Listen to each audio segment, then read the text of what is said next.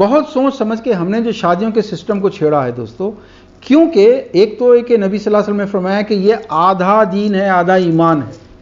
फिर अगर ये आधा ईमान नबी के तरीक़े पे ना हो तो ईमान बिल्कुल ज़ीरो है। पढ़ते रहिए, नमाज़ें करते रहिए, उम्रे कुरान के नीचे से दुल्हनों को गुजारते रहिए, वलीमा के सुन्नत के नाम पे वलीमा करते रहिए, ऐसा वलीमा जो अबू जहल का होता था।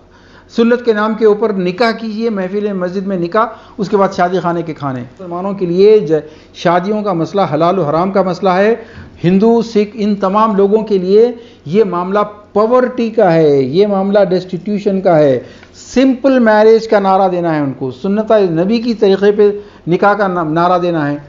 ऐसी शादी जो मेरे नबी के तरीक़े पे नहीं है, उसका मैं इनविटेशन कार्ड ही एक्सेप्ट नहीं करूँगा, उसके मुंह पे मार दूंगा।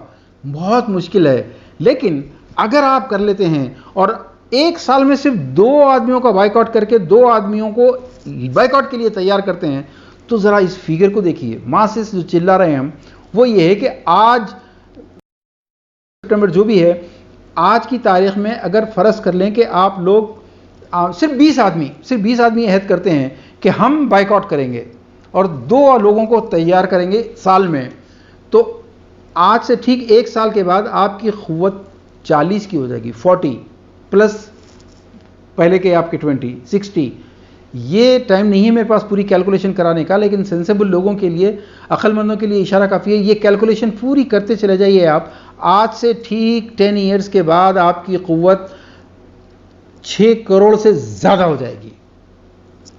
सिर्फ 20 आदमी अगर कसम खाते हैं तो हर आदमी 2 आदमियों को लाएगा जो इस इज्तिमायत का हिस्सा बनेंगे और बाइकआउट करेंगे।